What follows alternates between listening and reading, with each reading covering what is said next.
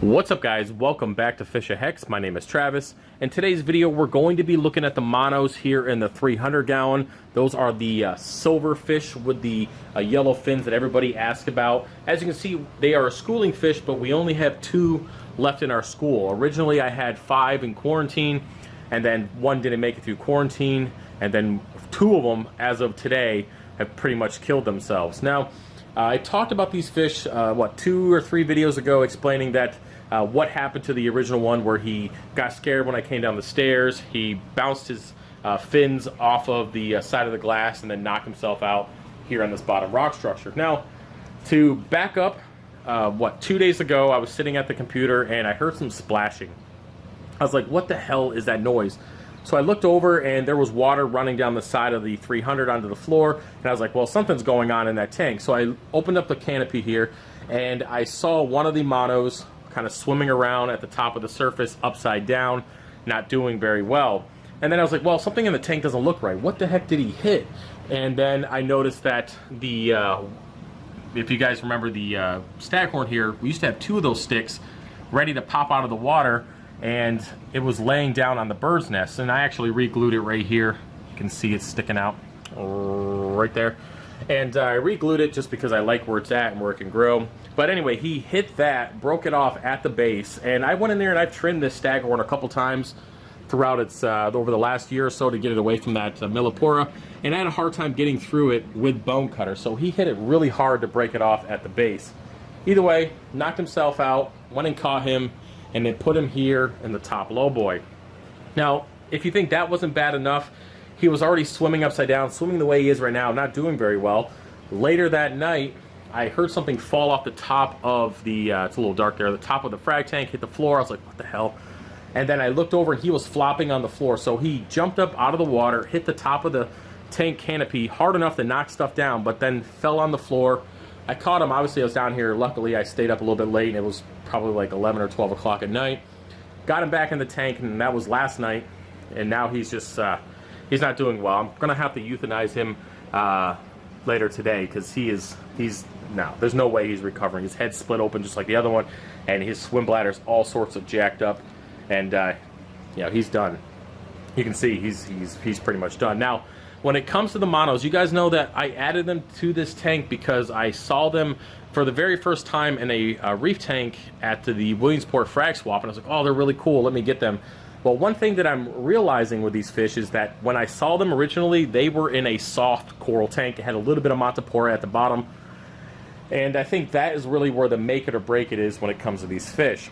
Now, what I mean is, with a tank like this, if they ever get scared, they're going to run directly into something sharp, pointy, hard, could do a lot of damage. And that's been the case with the 2 that have hurt themselves so far, is they've ran into something really hard. I mean, you can't really prevent them from running into the side of a rock structure, but the coral at the top, I think if that wasn't there, he probably wouldn't have had a problem. Now, another thing that I've noticed is that the 2 that have died, or are, well, the last one's in the process of dying, they were the biggest. They're a little bit bigger than these guys here, so I have a little bit of hope for them. I am going to remove these fish one way or another before they kill themselves.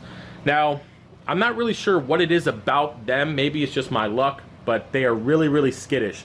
I'm down here all the time. It's not like they don't see me. They're not getting picked on by any other fish, but they're really skittish for absolutely no reason that I can kind of put together. I don't know if they get scared of their own shadow or whatever, but when they do get scared, you think a tang swims fast. These guys are insanely quick, and I think that's where the damage is coming from, not only to the coral in this tank, but also to them.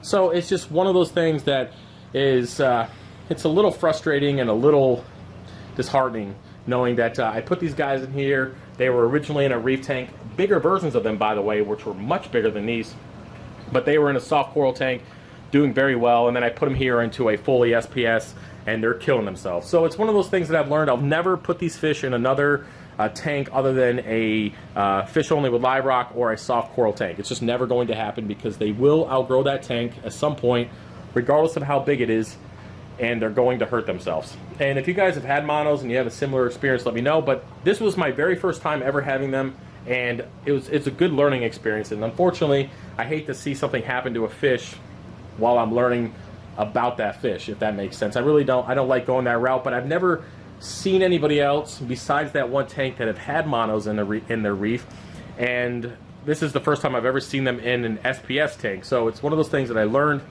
and it's pretty sad, and it's just one of those things that it sucks. It really sucks, and I got to figure out how the hell I'm going to catch them. Some of you guys will recommend using a barbless hook, which I probably will, but they're so skittish that they usually wait until the other fish are done eating before they even go over and start going crazy on what's left of the food. So I don't want to catch one of my tangs with a hook, because that's just going to be a problem. So that's where I'm at. I guess it's a lesson learned. I'm never going to buy these fish again and put them in a reef tank, like I said, unless it's a soft coral or a fish only with live rock. And even then, it's going to have to be a very big tank for me to feel comfortable with the investment and the quarantine process, and to get them through all that and into a reef tank. So it sucks.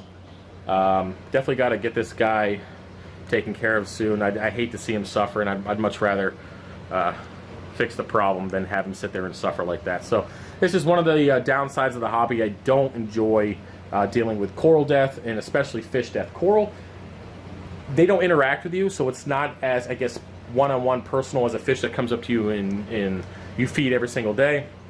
So it's a little bit more personal when something happens to the fish, even though they are both living animals. It sucks, and it's not something that I enjoy, so I'll take care of that later this afternoon. So yeah, that's about it for this video. I wanted to give you guys an update, and for all of you that keep asking me about these fish, and I try to reply to the comments, and usually in every video somebody asks, hey, what are those fish? There's already an answer to that in the comment section, so please check that out in any video that you've seen of the 300 over the last year and a half. Yeah, don't get these fish unless you can provide a home that they're not going to kill themselves that's big enough. That's basically what I'm going to sum it up to.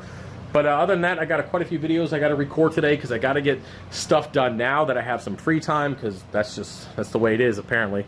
And we're going to do an update here in the fish room. We're going to be talking about some projects that are going to be being added onto the 300, what I'm taking away from the frag system, and of course, you know, we got some issues with coral killing themselves or each other, and we got to take care of that too. So, all right, guys, that's about it, and I will see you later. Peace.